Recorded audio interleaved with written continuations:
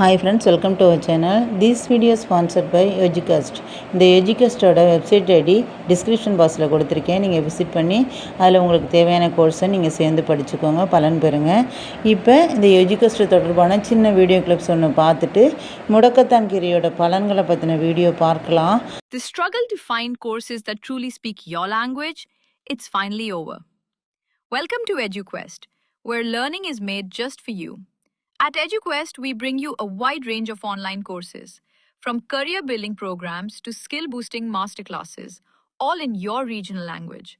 Because we believe language should never be a barrier to success. Our courses are tailor made after understanding what today's learners really need. So why wait? Start learning the smarter, simpler way only with EduQuest. Visit eduquest.courses and explore your next course today. And hey, don't miss out on our exciting offers and promotions. முடக்குவாதத்தை நீக்கும் சக்தி இந்த கீரைக்கு இருக்கிறதுனால முடக்கத்தை அறுப்பதுன்னு அர்த்தம் வர்ற வகையில் இதுக்கு முடக்கத்தான்னு பேர் வச்சுருக்காங்க நம்மளோட முன்னோர்கள் சித்தர்கள்.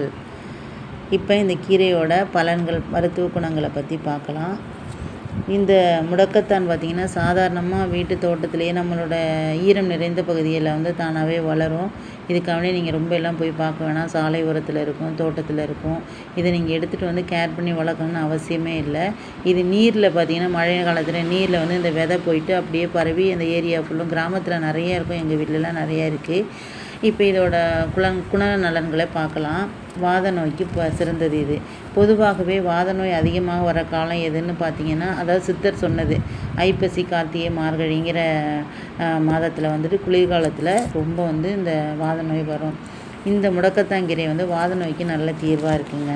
அடுத்து பார்த்திங்கன்னா முடக்கத்தான் கீரையில் விட்டமின்களும் தாது உப்புகளும் அதிகமாக இருக்கிறதுனால இதை உணவில் தொடர்ந்து சேர்த்துட்டு வந்தோம்னா மலச்சிக்கல், மூலநோய், கரப்பான், கிராந்தி, பாதவாதம் போன்ற நோய்கள்லாம் குணமாகும். அதோட பார்த்தா முடக்கத்தான் கீரை தோல் நோய்களுக்கு சிறந்த நிவாரணமாக இருக்குதுங்க.